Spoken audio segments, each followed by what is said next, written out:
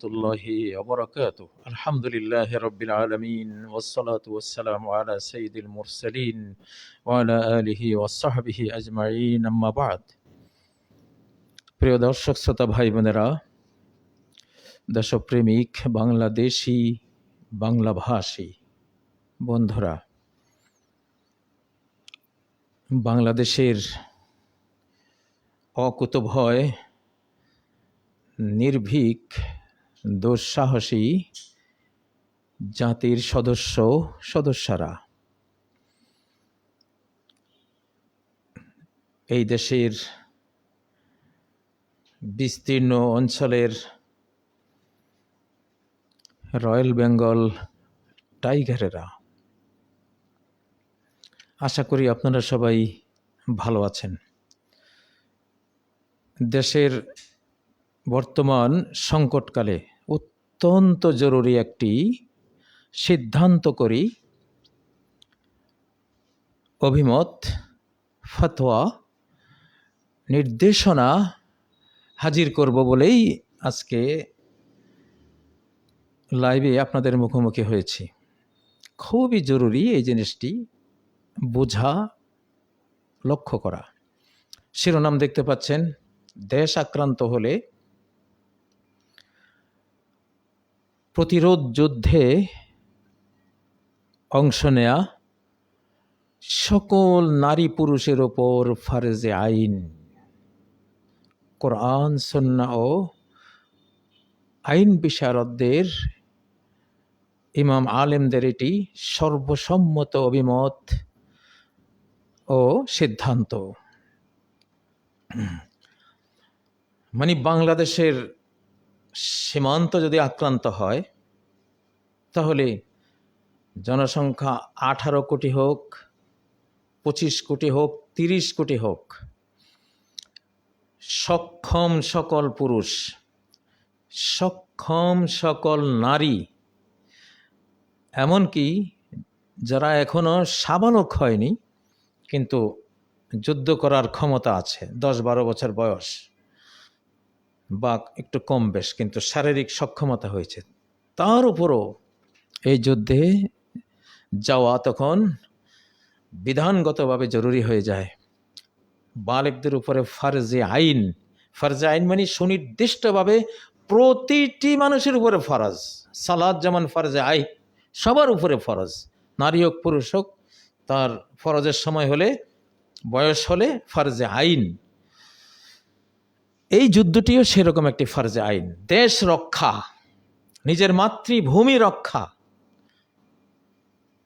নিজের স্বাধীনতা, দেশের স্বাধীনতা, অখণ্ডতা রক্ষা,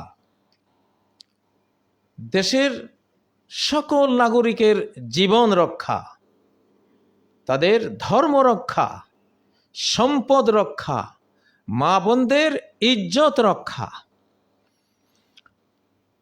এবং নিজেদের সকল কিছু রক্ষার যুদ্ধ সর্বাবস্থায় ফরজে আইন, যদি আমাদের সীমান্ত আক্রান্ত হয়। এই ব্যাপারে সকল উলামায়ে কেরাম একমত। এটাকে আরবিতে বলে আন-নাফিরুল আম। আমি ইসলামিক ফতোয়াটা আপনাদেরকে শোনাচ্ছি। ইউসবিহুল জিহাদু ফারদা আইনিন ফি ইদ্দাতি মাওয়াদি। কতগুলো পরিস্থিতিতে যুদ্ধ ফরজে আইন হয়ে যায়, সকল ব্যক্তির উপরে ফরজ হয়ে যায়। যে যেভাবে পারবে সেই যুদ্ধে ঝাঁপিয়ে পড়বে। এক, ইনদা হুজুমিল আদা আলা বালাদিন মুসলিম।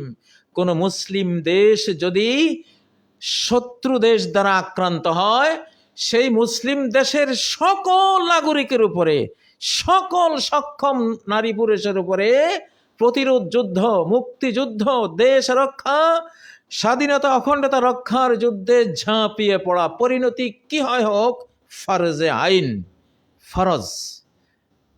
মানে এত বড় ইবাদত এটি, এই পবিত্র হোলি ওয়ার, পবিত্র যুদ্ধ এত বড় ইবাদত, যে ইবাদত করলে আপনি ফরজ ইবাদতের সওয়াব পাবেন।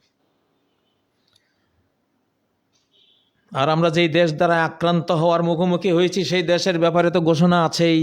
সহিহ আন-নাসাইর 1417 নম্বর হাদিস, সহিহ আল জামের 4012 নম্বর হাদিস, ইসাবাতান মিন উম্মতি আহরাজাহুমুল্লাহু মিনান নার, আমার উম্মতের দুটো দলকে আল্লাহ তাআলা জাহান্নাম থেকে মুক্ত করে দিয়েছেন। ইসাবাতুন তাগজুল হিন্দ, এক দল যারা হিন্দুস্তানের বিরুদ্ধে যুদ্ধ করবে, তারা যদি আক্রান্ত হয় তাহলে তো কোনো কথাই নেই, তারা যুদ্ধে যাবে, তাদের জন্য জাহান্নাম মাপ, সব জান্নাতি। আমাদের এই পার্শ্ববর্তী দেশটি চরম মিথ্যাচারের প্রোপাগান্ডার পর প্রোপাগান্ডা করে যে কাজটি করছে, এটা একটি থিওরি। একটা থিওরি, কোনো ব্যক্তিকে যদি মারতে চাও আগে তার বিরুদ্ধে প্রোপাগান্ডা চালিয়ে তাকে দোষী সাব্যস্ত করো, ক্রিমিনাল সাব্যস্ত করো, তাকে সন্ত্রাসী সাব্যস্ত করো, তাকে জঙ্গি সাব্যস্ত করো, তাকে পচিয়ে ফেলো, তাকে একেবারে জম্বি, আগের যুগের যে জম্বি, হলিউডের জম্বি, জম্বি জম্বি আপনারা জানেন, এটা নিয়ে অনেক ব্যাখ্যা আছে, কিন্তু জম্বি আসলে এক সময়ে যেসব মুসলিমদেরকে, আফ্রিকান মুসলিমদেরকে দাসী বানিয়ে আমেরিকায় বিক্রি করা হতো, যারা এই কাজ করত, তো তাদের বিরুদ্ধে স্বাধীনতার যুদ্ধে ঝাঁপিয়ে পড়েছিলেন একজন মহান মুসলিম নেতা, মহামানব, তার নাম জম্বি ছিল। কিন্তু তাকে হলিউড এমনভাবে উপস্থাপন করেছে, মানে মনে হয় যেন এটা হলো গোরস্থান থেকে মরা লাশ উঠে এসছে একটা পেতনির মতো, মানে ভয়ার্থ একটা ছবি দিয়ে নাম দিয়েছে জম্বি। জম্বি তো ওই যে একজনকে মারতে চাইলে, ধ্বংস করতে চাইলে আগে মিডিয়ার অপপ্রচার, মিথ্যাচার দিয়ে তাকে কালিমা লিপ্ত করো, তাকে কুশ্রী কদর্য ভাবে উপস্থাপন করো, তারপর মারো, তাহলে তোমার বিরুদ্ধে কেউ কিছু বলবে না। ভারত এই কাজটি করছে বাংলাদেশে। আমি হাসলাম দেখে, আমাদের ডক্টর জাহিদ সাহেবেরও দেখলাম, উনি বেশ বাংলাদেশের পক্ষে অনেক কথা বলেন, তো ওনাকেও দাড়ি টাড়ি লাগিয়ে একটা টাইটেল দিয়ে দিয়েছে। তো এগুলো হলো কৌশল, একটা মিথ্যাচার করে, কুৎসিত করে, তারপরে নিজেরা মানে শান্তি বাহিনী হয়ে, পিস কিপিং ফোর্স হয়ে ওনারা আসেন। মমতা ব্যানার্জি সাহেবা তো ঘোষণাই দিলেন যে বাংলাদেশের শান্তি বাহিনী ভারতকেই প্রেরণ করতে হবে। এখন হায়না যদি ভেড়ার চামড়া পরে, হায়না, ভাল্লুক যদি কোনো আপনার ভেড়ার পাল বা দুম্বা, গরু ছাগল এদেরকে নিরাপত্তা দেওয়ার ঘোষণা দেয়, কিন্তু ভাল্লুকের গায়ে হলো ভেড়ার চামড়া, দুম্বার চামড়া, তখন সবাই বুঝবে যে আরে উনি তো আমাদেরই লোক, তাই না? হ্যাঁ, কিন্তু আসলে উনি যে ভাল্লুক। মমতা ব্যানার্জিকে আমরা একটুখানি নীরব থাকতাম ওনার ব্যাপারে, আসলে সেও তো ভাল্লুক। হ্যাঁ, আমাদের দেশে ওনারা শান্তি মিশন পাঠাবে। ওনাদের দেশে কলকাতার রাস্তাঘাটে কোনো মহিলা চলতে গেলে ওনাদের হাইকোর্ট থেকেই বিচারকই বলেছেন যে কোনো নিরাপত্তা নাই। এমন এক অশান্ত দেশ। মুসলিম সংখ্যালঘুরা ডিটেনশন ক্যাম্পে রাতের পর রাত, দিনের পর দিন মনোবেতর জীবন যাপন করে। কথায় কথায় গুলি, কথায় কথায় আপনার মসজিদকে বলা হয় যে এখানে মন্দির ছিল, ওই ওই ওই ওই দরবারে একসময় মন্দির ছিল। এগুলো অজুহাত দাঁড় করিয়ে যারা নিজের দেশের জাতিকে মারে, তারা আসবে আমাদের দেশে শান্তি দেওয়ার জন্য। আসলে কপাল পড়লে এরকমই হয়। তো যাই হোক, আমি পরে আরো কথা বলবো, কিন্তু আমাদের কথা হলো ক্লিয়ার কথা। যখন নবীজির মদিনা আক্রান্ত হয়েছিল আহজাব যুদ্ধে, তিনি কাউকে পারমিশন দেননি যুদ্ধের বাইরে থাকার, কেউ না, সবাই যুদ্ধে যেতে হবে। এটা নাফিরে আম বলা হয়, এটাকে জনযুদ্ধের ডাক, এটা ইমাম দেবেন, ডক্টর ইউনূস দিবেন। দেশ আক্রান্ত হওয়ার পরিস্থিতি হয়ে গেছে, জনযুদ্ধের ডাক এখনই দিতে হবে। প্রস্তুত সবাই, ডেথ ফোর্স, মৃত্যু সৈনিক তৈরি করে দিতে হবে। আমরা ধর্মীয় অঙ্গন থেকে আমরা কোরআন সুন্নাহ দিয়ে আমরা অলরেডি ঘোষণা দিয়ে দিলাম। এই পরিস্থিতিতে আপনি নাফিরে আম করবেন, জনযুদ্ধের ডাক দিবেন, দেশ রক্ষার জন্য, দেশের অখণ্ডতা রক্ষার জন্য। পরিস্থিতি অনেক আগে আমি আপনাদেরকে ভিডিওর মাধ্যমে বলেছিলাম যে মার্চ 2025-এর আগেই সকল সামরিক প্রস্তুতি বাংলাদেশকে সম্পন্ন করতে হবে। আবু হুরায়রার গোপন ব্যাগ থেকে এবং অতীতের মনীষীদের প্রেডিকশন থেকে, বর্তমান পরিবেশ পরিস্থিতি থেকে রেজাল্ট বের করে আপনাদেরকে আমি বহু আগে বলেছিলাম, আজও বলছি বন্ধুরা। তো এই যুদ্ধ এটা ফরজে আইন, কারণ এখানে সবাই অংশ না নিলে বিশাল একটা দেশ, তার বিরুদ্ধে আমরা নাও পারতে পারি। সবাইকে এগিয়ে আসতে হবে। ওহুয়ানি ইহতাজা ইলা জামিল মুসলিমিন ইনদা দুখুলিল কুফার ওয়া ইহতিলালিহিম লিআরদিন ইসলামিয়া আও তাহদীদিহিম লাহা। কোন মুসলিম ভূখণ্ড যদি বিজাতি দ্বারা আক্রান্ত হয় অথবা ঝুঁকিতে পড়ে যায়, হুমকিতে পড়ে, আক্রমণের হুমকিতে পড়ে যায়, আক্রমণ হয় নাই, হুমকি শুরু হয়েছে। বাংলাদেশে এখন চতুর্পার্শ্বে ভারত তাদের ফাইটার জেট স্থাপন করে, বিমানবন্দর স্থাপন করে ঘেরাও করে রেখেছে। তাদের হাওয়াইট জার, তাদের ক্ষেপণাস্ত্র ইউনিট আমাদের রেঞ্জের মধ্যে তারা স্থাপন করে রেখেছে। হাজার হাজার সৈন্য চতুর্দিকে তারা সেট করে দিয়েছে। আমাদের আগরতলা আমাদের বাংলাদেশ হাই কমিশনার, সবাই তো জানি আমরা, আক্রান্ত হয়েছে। সীমান্ত দিয়ে উগ্র ভারত হিন্দুত্ববাদীদেরকে এই দেশে অনুপ্রবেশ করিয়ে দেওয়ার প্রচেষ্টা হয়েছে। দেশের ভেতরে স্যাবটেয়ররা ওঁত পেতে রয়েছে। ভারত থেকে শুরু করে দেশের ভেতর পর্যন্ত একই সিলসিলা। ইসকন এখন এক শ্রেণীর মামলাবাজ। এখনো স্বাধীন বাংলাদেশ 5ই আগস্টে আমরা যে স্বাধীন হয়েছি, এখনো দেশপ্রেমিক শ্রেণীকে অতীত রেজিমের সুবিধাখোররা, লুটেরারা, প্রতারকরা এখনো দেশপ্রেমিক অংশকে মিথ্যা মামলা দিয়ে ফাঁসাবার চেষ্টা করে যাচ্ছে। আমরা সকল মিথ্যাকে পদতলে পিষ্ট করে দিয়েছি আল্লাহর উপর তাওয়াক্কুল করে। আলহামদুলিল্লাহ, সামনেও পিষ্ট করব। এই সকল মামলাবাজ, এই সকল ধান্দাবাজ, ধোকাবাজ, স্যাবটিয়র, এগুলি কম বেশ সবাই রয়ের সদস্য, ইসকনের দালাল এবং ভারতের দালাল, ভারতীয় রেজাকার, হিন্দুস্তানি রেজাকার, কোনো সন্দেহ নেই। তাদেরকে আমরা সাবধান করে দেই। ইনশাল্লাহ আমরা প্যারাডক্সিক্যাল ওয়ার, দুর্বোধ্য যুদ্ধের যোদ্ধা আমরা। আক্রান্ত হলে বিশ্ব দেখবে কিভাবে বাংলাদেশ প্রতিরোধ করে। বিশ্ব যুদ্ধ শিখবে বাংলাদেশ থেকে যদি আক্রান্ত হই।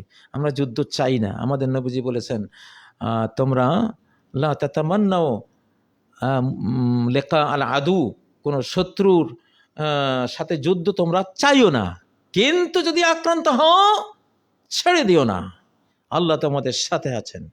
তা আমরা তো আক্রান্ত, আমরা কাউকে আক্রমণ করতে জানি। বাংলাদেশই আমরা ডিফেন্সিভ জাতি, আমরা ডিফেন্সিভ জাতি, আমরা অফেন্সিভ না, আমরা শান্তিপ্রিয়। কিন্তু আমরা আক্রান্ত হলে আমরা রয়্যাল বেঙ্গল টাইগার, আমরা গহীন জঙ্গলের সিংহ ইনশাআল্লাহ। তো এই জন্য কেউ যাতে আমাদেরকে আক্রমণ করার মতো দুঃসাহস না দেখায়। তো এখানে যেটা আহজাব যুদ্ধে, মানে যে যৌথ বাহিনী নবীজিকে আক্রমণ করেছিল, তখন আল্লাহ তাআলা এক গ্রুপের দুর্নাম করেছেন সূরাতুল আহজাবের 13 নম্বর আয়াতে,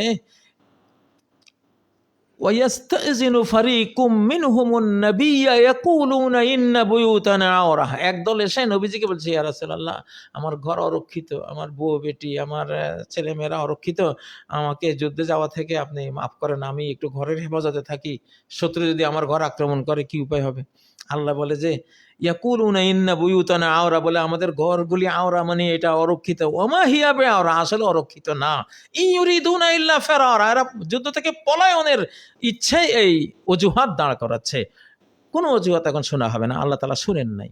এটা সূরা আহজাবের 13 নম্বর আয়াত। তাহলে বাংলাদেশ আক্রান্ত হলে কোনো বাংলাদেশি যাই বলবেন ডক্টর ইউনূস সাহেব বা প্রধান সেনাপতি সাহেব আমি কিন্তু পারতেছি না, না কেন পারবো না? তুমি পারতে হবে, তোমার যা আছে তা নিয়ে তুমি শত্রুর বিরুদ্ধে লড়ো, অন্তত হাত তোলো তো, যুদ্ধের ময়দানে গিয়া হাত তুলে দোয়া করো। দোয়া তো একটা মিসাইল, একটা ক্ষেপণাস্ত্র। আমাদের শক্তি যেখানে শেষ, আমাদের স্পিরিচুয়াল ফিজিক্যাল শক্তি যেখানে শেষ, স্পিরিচুয়াল শক্তি সেখানে শুরু আমাদের। আমরা অনন্ত শক্তি নিয়ে লড়ি। আমাদের জনসংখ্যা কি কম? ওনারা ভাবছেন যে বাংলাদেশ ছোট্ট একটা দেশ, আমরা জনসংখ্যা কম। আমি দেখি আমাদের জনসংখ্যা কত, ধরুন 20 কোটি, ধরুন বাংলাদেশের জনসংখ্যা 20 কোটি, তাই না? না, আল্লাহ তাআলা কি বলছেন সূরা আনফালের মধ্যে, ইয়াকুম মিনকুম ইশরুনা সাবিরুনা ইয়াগলিবু মিআতাইন, তোমাদের মধ্যে যদি শুধু 20 জন অটল অবিচল নির্ভীক সৈন্য থাকে, ইয়াগলিবু মিআতাইন, 200 বেঈমান সৈন্যকে পরাস্ত করতে পারবে। 20 জন 200 জনকে, তার মানে কি 20 জন 200 মানে কি একজন 10 জনকে হারাতে পারবে। একজন সমান 10 জন। আমরা তো বাংলাদেশ আক্রান্ত হলে আমরা একজন 10 জনে হব। তাহলে ধরেন 20 কোটিতে 10 গুণ দেন, কত?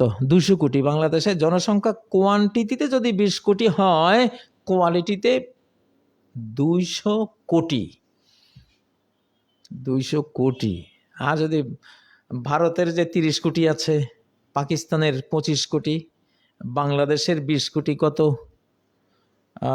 30, এদিকে 45 আর এদিকে 20, 75, ধর প্রায় 80 কোটি। 80 কোটি হবে। তাহলে 80 কোটিকে 10 দিয়ে পূরণ দেন, 800 কোটি। ভারতের ভেতরে বাংলাদেশে পাকিস্তানে মিলে মুসলমানের কোয়ালিটিগত সংখ্যা, কোয়ান্টিটিতে 80 কোটি, কোয়ালিটিতে এরা কোরআন বলছে তোমরা 800 কোটি, গোটা মানব জাতির সমান। মনে করেন না যে আমাদের সংখ্যা কম। সান্দুরা, মুসলিম কখনো যুদ্ধে হারে না। মুসলিম যদি যুদ্ধে ঝাঁপায়, আক্রমণ করেন আর ঝাঁপিয়ে পড়ে, হেরে যাবে না, হেরে যাব না ইনশাআল্লাহ। কপাল পুড়বে না নিজের দেশের। আমরাই ভারত স্বাধীন করে দিয়েছিলাম মুসলিমদের 200 বছরের যুদ্ধে।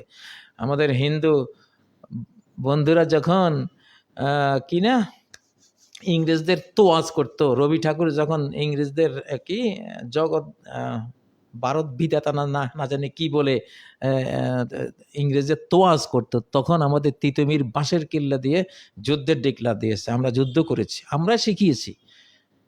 750 বছর আমরা ভারত শাসন করে ইংরেজদের হাতে যখন দেশ চলে গেছে, ভারত চলে গেছে, আমরা 200 বছর লড়াই করে স্বাধীন করে আমরা পাকিস্তান নামে আলগা হয়েছি, বাকিটা হিন্দুদেরকে দিয়েছি।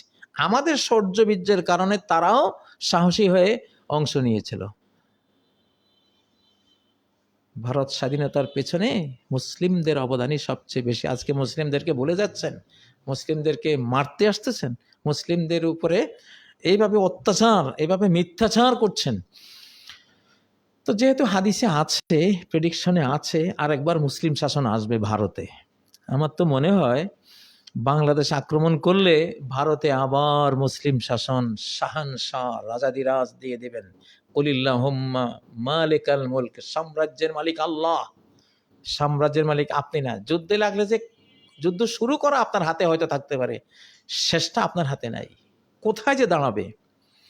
তাই জন্য যুদ্ধ করতে আসবেন না, আমাদের আক্রমণ করবেন না, আমরা আক্রমণকারী জাতি না, আপনারা আক্রমণ করতে আসবেন না। এখানে হিন্দুরা খুব শান্তিতে আছে। বাংলাদেশের হিন্দুদের উপরে ফরজ এক মুখে সবাই বলা যে আমরা শান্তিতে আছি। ভারতের ষড়যন্ত্রের জবাব দেয়া এদেশের সকল হিন্দু, বৌদ্ধ, খ্রিস্টানের ফরজ, এটা জাতীয় ফরজ তাদের উপরে। তারা এটা বলা যে আমরা আক্রান্ত হই নাই, সারা বিশ্বের কাছে তারা প্রচার করুক যে না, এটা ভারতীয় চক্রান্ত, ভারতীয় ষড়যন্ত্র। আপনাদের উপরও ফরজ।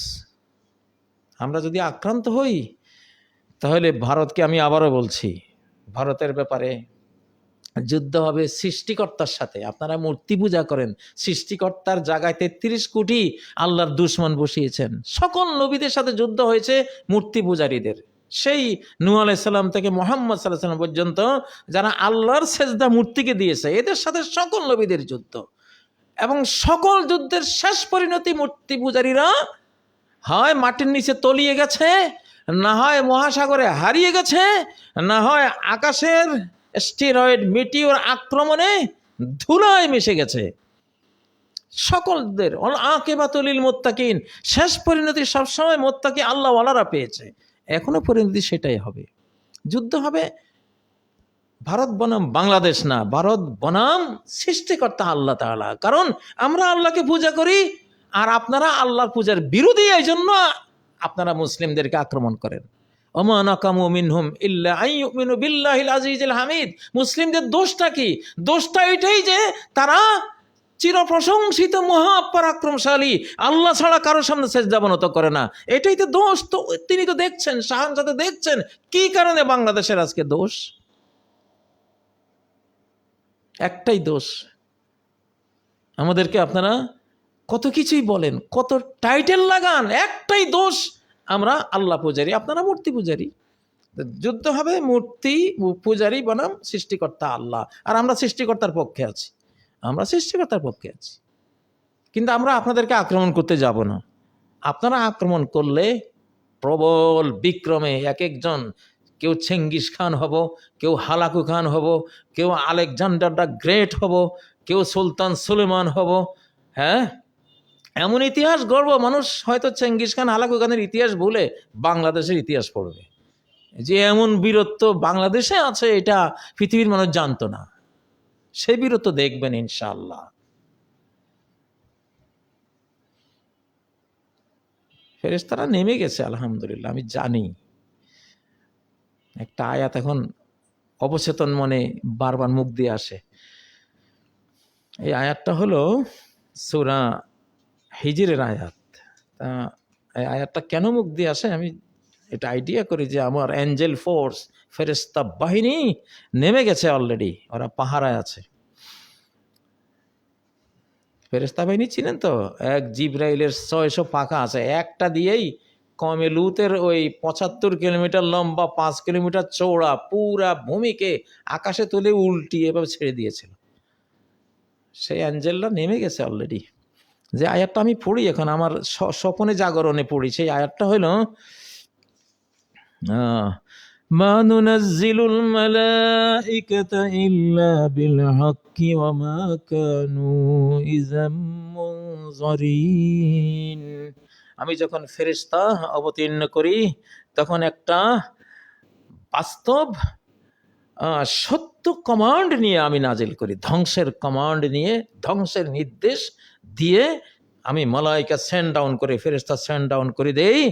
ওমা কানু ইযাম মুনযারিন, শত্রুরা তখন আর কোনো অবকাশ প্রাপ্ত হয় না, সময় নাই, টাইম শেষ, এমন অবস্থা হয়ে যায়। তো অলরেডি ফেরেশতা ফোর্স রেডি আছে, আপনারা আসলে মেহমানদারিটা ওনারা শুরু করবেন ইনশাল্লাহ, আমাদের আগে ওনারা শুরু করবেন।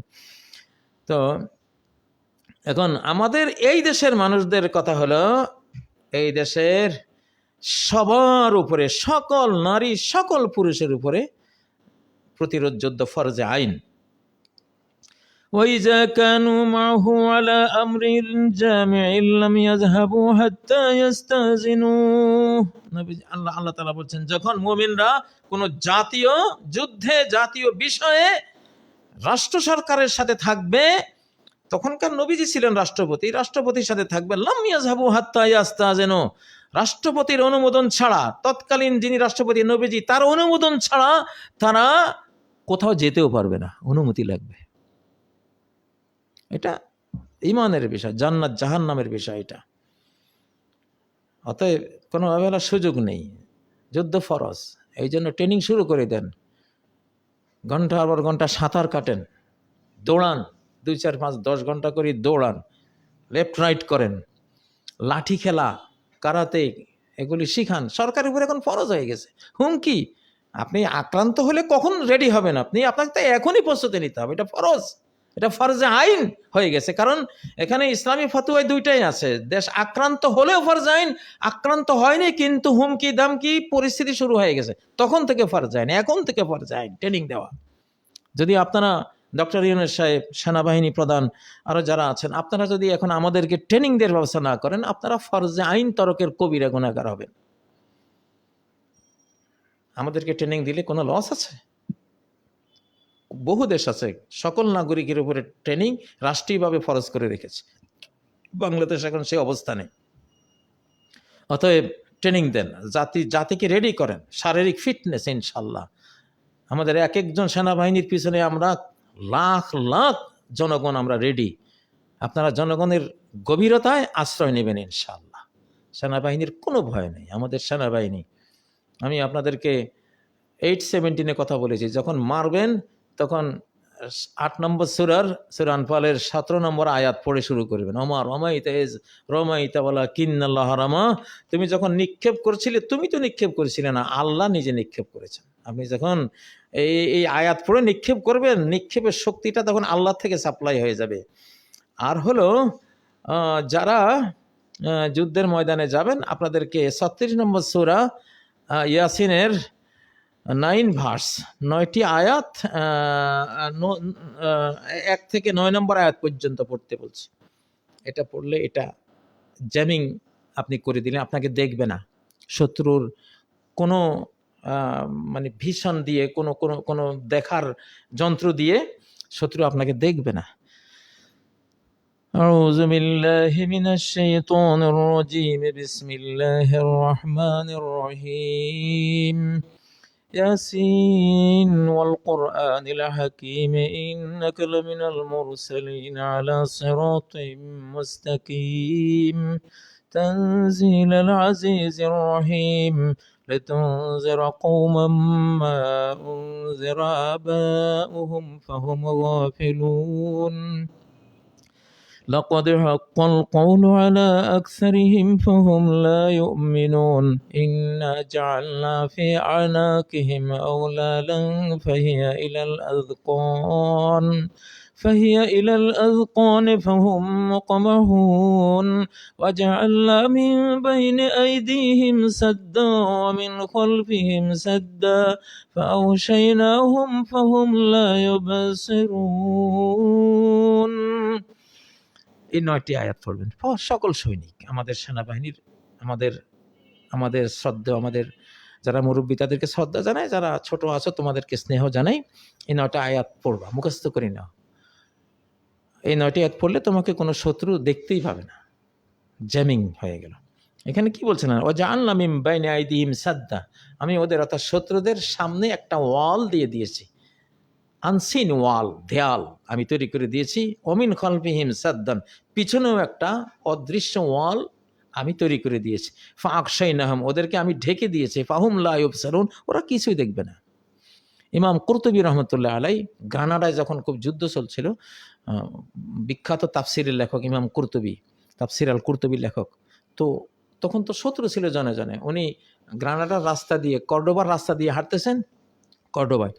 তো বেশ কয়েকজন খ্রিস্টান সৈনিক ওনাকে কতল হত্যা করার জন্য সামনে ওত পেতে আছে। উনি তাদের ভিতর দিয়ে এই 9টি আয়াত পড়ে চলে গেছে, ওরা দেখেনি।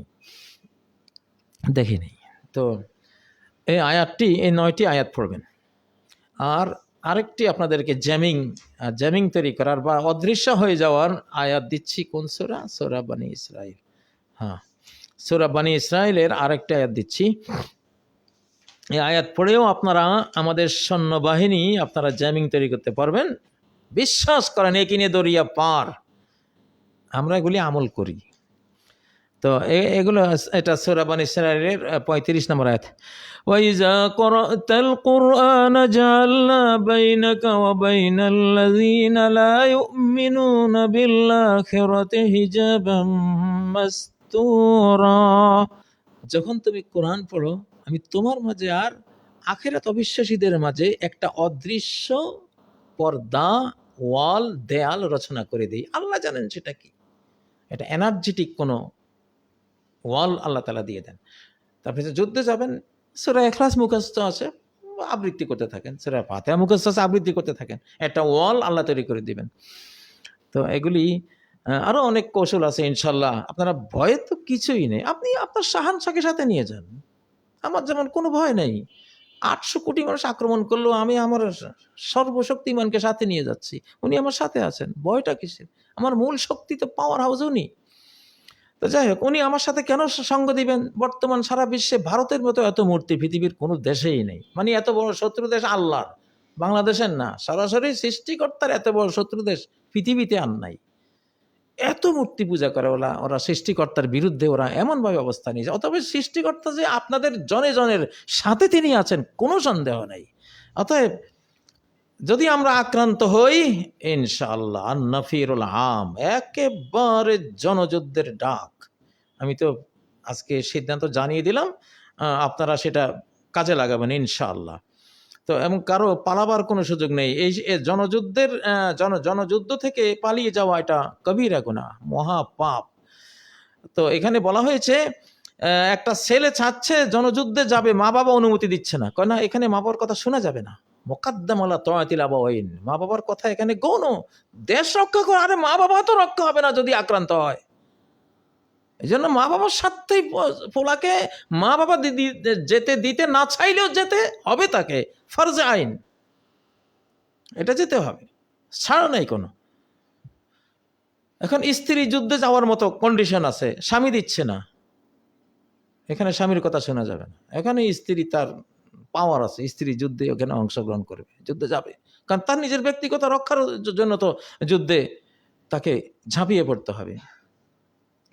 তো এই জন্য এটা হলো এমন একটা জনযুদ্ধের ডাক, কারো এখান থেকে পিছিয়ে যাওয়ার কোনো সুযোগ নেই। শুধু অন্ধ, পঙ্গু, অটিজমের শিকার বা এই জাতীয় যারা ধরেন তারা তো যুদ্ধ করতে পারবে না, কিন্তু তাদের উপরও দোয়া এবং ওদের জন্য সহযোগিতা কামনা করা বা যে কোনো উপায়ে সহযোগিতা করা ওটা ফরজ আইন হয়ে থাকে।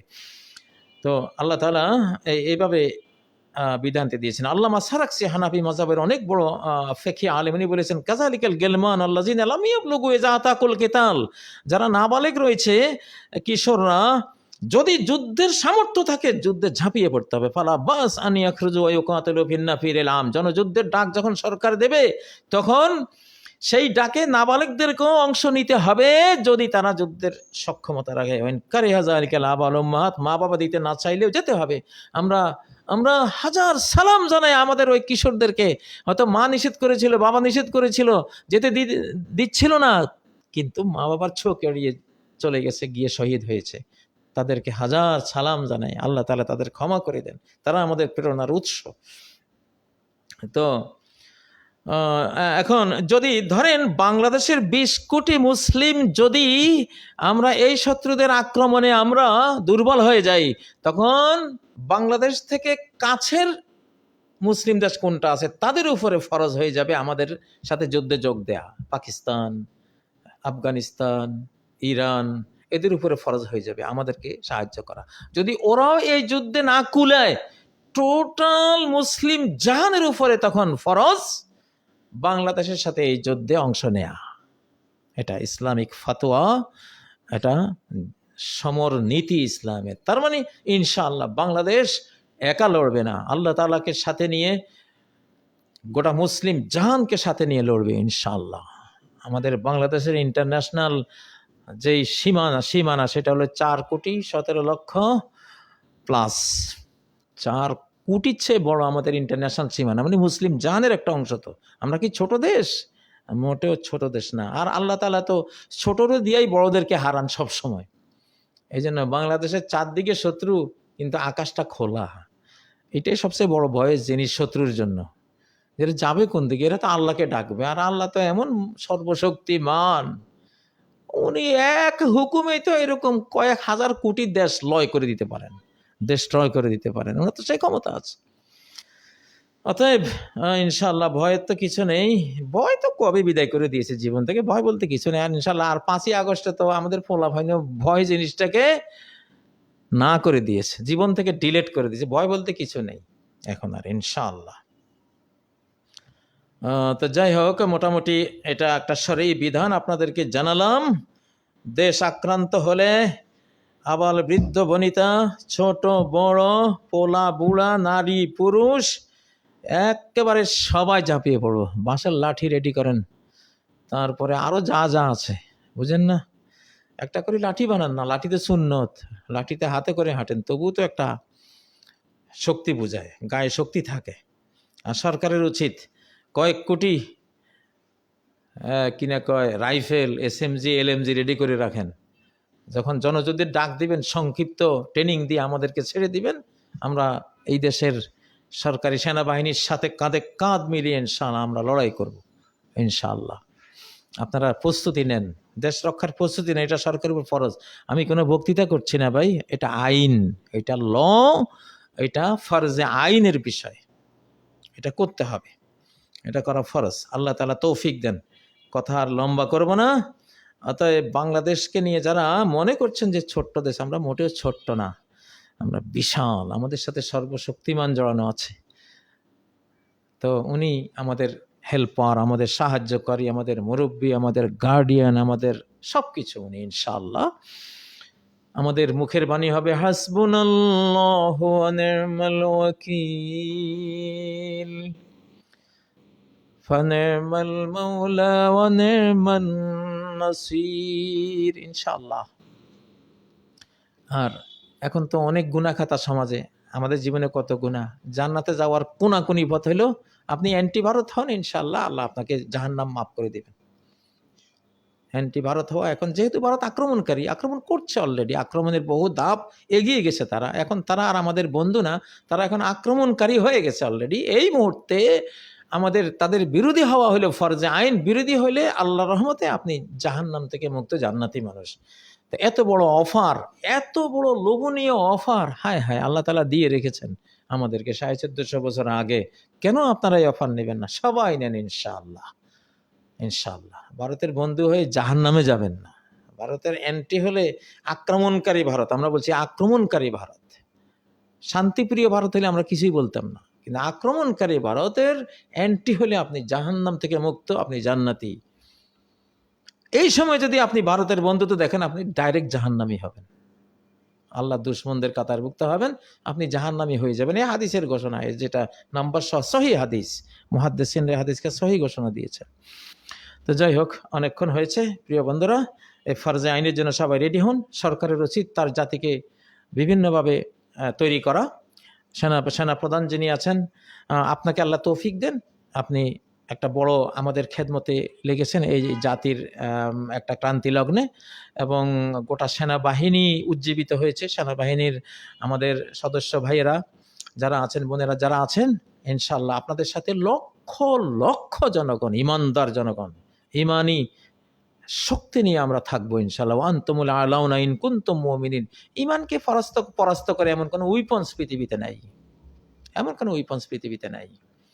এমন ঘটনা ঘটবে, 1965 সালের যুদ্ধে ভারতীয় সেনাবাহিনীর লোকেরা বলছিল যে আপনাদের পাগড়িদারি সাদা জুব্বাওয়ালা বিশাল বিরাট আকারের সৈনিকরা কারা, যে আমরা আকাশ থেকে বোম ফেলেছি, ওরা দুই হাতে নিয়ে এভাবে ফেলে দিয়েছে, দুই হাতে বোমাটা নিয়ে ফেলে দিয়েছে, এই সৈনিকরা কারা? পাকিস্তানি সৈনিকরা বললো, কই আমরা তো দেখিনি। তো আমরা তো দেখেছি, ওদের নজরে দেখবে ওরা ইনশাআল্লাহ, আমাদের ফেরেশতা ফোর্স ওরা দেখবে। ফেদায়ে বদর पैदा कर फरिश्ते तेरे नुसरत को उतर सकते हैं गर्दों से कतार अंदर कतार अब भी। তুমি বদর যুদ্ধের মতো মহানবীজি আক্রান্ত হয়ে তিনি যেমন বদর যুদ্ধ প্রতিরোধ যুদ্ধ করেছিলেন, সেরকম একটা অবস্থা নিজের মধ্যে তৈরি করো, সেরকম আল্লাহওয়ালা হও, দেখবা সারি সারি ফেরেশতা, সহস্র সহস্র আল্লাহর অকল্পনীয় শক্তির অধিকারী ফেরেশতারা তোমার সাহায্যে নেমে যাবে ইনশাআল্লাহ, আল্লাহর হুকুমে। আল্লাহ তাআলার সাথে থাকবেন। তো আল্লাহ আমাদের বাংলাদেশকে হেফাজত করুন। ডক্টর ইউনূস সাহেব আমাদের সেনাবাহিনী প্রধান, আমাদের এই বাংলাদেশের প্রতিটি দেশপ্রেমিক নাগরিককে যুদ্ধের জন্য প্রস্তুত হওয়ার তৌফিক দিন। বিশেষ করে যারা হিন্দু, বৌদ্ধ, খ্রিস্টান আছেন, শত লক্ষ মুখে আপনারা প্রচার শুরু করে দেন, আমরা শান্তিতে আছি। আমি কিছুদিন আগে ভিডিওতে বলেছিলাম, আল জাজিরার রিপোর্ট, আফগানিস্তানে যত হিন্দুরা আছে সবাই বলেছে আমরা শান্তিতে আছি। মুসলিম দেশে মুসলিমরা কখনো কাউকে একটা পিঁপড়া মারতেও তারা চিন্তা করে, মুসলিমরা একটা পিঁপড়া মারতেও চিন্তা করে। একটা বিড়ালকে অন্যায়ভাবে হত্যা করা মুসলিম সমাজে কঠিনভাবে নিষিদ্ধ। নিষিদ্ধ। একটা প্রাণীকে না খাইয়ে কষ্ট দেয়া এটা নিষিদ্ধ ইসলামী আইনে। তো এটা সেই দেশ, আপনাদেরকে কেন কষ্ট দেবে? আপনারা আমাদের এই দেশেরই নাগরিক, মানব বন্ধু আপনার। তবে আপনাদের বলতে হবে, আপনাদেরকে নাম বিক্রি করে তারা এই মুসলিম মানচিত্রে হিন্দু রাষ্ট্র বানাবার ঘোষণা দিচ্ছে। কশিন কালেও এটা হবে না। বরং আমি রেজাল্ট বলে দিয়েছি, ভারত যদি এই দেশ আক্রমণ করে, ভারত নিজেকে আর হিন্দুদের হাতে পাবে না। যুদ্ধ শেষে ভারত দেখবে দেশটা মুসলিমদের হাতে, ইনশাআল্লাহ। আমার আল্লাহর ঘোষণা আছে, যুদ্ধ শেষে দেখবেন দেশটা মুসলিমদের হাতে। আদালতে বলেছিলাম, জজ সাহেব, একজন হিন্দু জজ ছিল সেদিন আদালতে, আমি বলেছিলাম আমি কাজী ইব্রাহিম, আমার ব্লাড কিন্তু হযরত ইব্রাহিম আলাইহিস সালামের, আমার এই বংশে হযরত মুহাম্মদ সাল্লাল্লাহু আলাইহি ওয়াসাল্লাম এসেছেন। এই বংশের একটা বৈশিষ্ট্য আছে, আমি খড়কুটা হতে পারি, আমার কোনো ভ্যালু নাই, বাট আমার রক্তটা ওইটা। এই বংশ নমরুদের বিশ্ব সাম্রাজ্য খেয়েছে, এই বংশ ফেরাউনের সাম্রাজ্য খেয়েছে মুসা আলাইহিস সালামের মাধ্যমে, উনিও ইব্রাহিম বংশের মানুষ। এই বংশ মুহাম্মদ সাল্লাল্লাহু আলাইহি সাল্লামের মাধ্যমে রোমান সাম্রাজ্য, পারস্য সাম্রাজ্য খেয়েছে। আর আমি আদালতে সেদিন বলেছিলাম যে আমি কাজী ইব্রাহিম, আমিও সেই লতা, আমার তো সেই রক্তটা আমার দেহে আছে। আমি আশা করি আমি ঢাকা দিল্লি আল্লাহর কাছে একসাথে পাবো, আল্লাহ আমাকে দেবেন। আমি সেদিন আশা করেছিলাম আমার স্রষ্টার কাছে। তো ঢাকা তো তিনি দিয়ে দিয়েছেন আলহামদুলিল্লাহ। এখন দিল্লির আমাদের দিক থেকে দিল্লির কোনো ভয় নেই, আমরা কখনো দিল্লি আক্রমণ করতে যাব না, আমরা যাই না, এটা আমাদের অভ্যাস, আমাদের আমরা অ্যাবিলিটিও নাই, আমরা সেটা চিন্তাও করি না। বাট যদি দিল্লি আক্রমণ করে ঢাকা, তাহলে ঢাকা দিল্লি একসাথে হয়ে যাবে ইনশাআল্লাহ, মুসলিমদের হাতে ইনশাআল্লাহ। রেজাল্টটা লিখে রাখেন বন্ধুরা, না জেনে কথা কই না, না জেনে কথা বলি না, এসব কথা জেনেই বলি।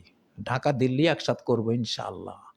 আল্লাহ তুমি তো জানো বন্ধু, চিরবন্ধু। আমার বাল্যকালে আমি আমার স্রষ্টাকে বন্ধু বানিয়ে রেখেছি,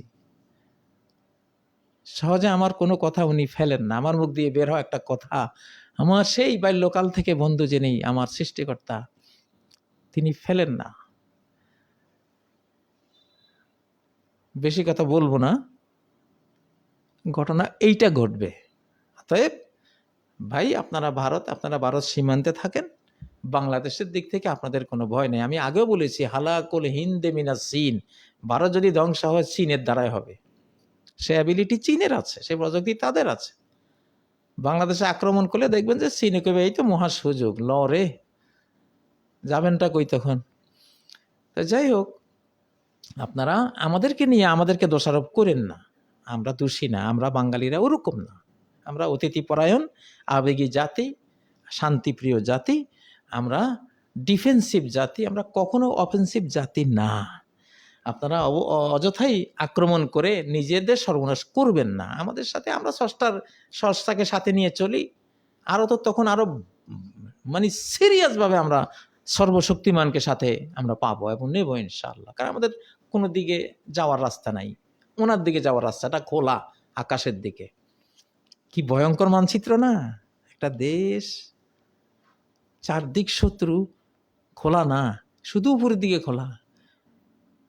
জ্ঞান থাকলে এই চিত্রটা দেখলে তো আপনার ভয় থাকা উচিত যে না, এই দেশে আক্রমণ করা যাবে না, এই দেশের মানুষ কোনো দিকে মন যাবে না আল্লাহ ছাড়া, যাওয়ার রাস্তাই তো নাই, শুধু উপরের দিকে যাবে। আল্লাহু আকবার, সিজদায়, তাহাজ্জুদে, আহাজারি, দিলের আহাজারি, সৃষ্টিকর্তা যে কিভাবে সাহায্যের মানে আষাঢ়ে বানের মতন ডাক শুরু হয়ে যাবে সাহায্যের, মাতিয়া ছুটিয়া চলে ধারা খরতর, এই অবস্থা হয়ে যাবে ইনশাআল্লাহ। তো এখানে শেষ করলাম। সুবহানাকাল্লাহুম্মা ওয়া বিহামদিকা আশহাদু আল্লা ইলাহা ইল্লা আনতা আস্তাগফিরুকা ওয়া আতুবু ইলাইক। আসসালামু আলাইকুম ওয়া রাহমাতুল্লাহি ওয়া বারাকাতুহু।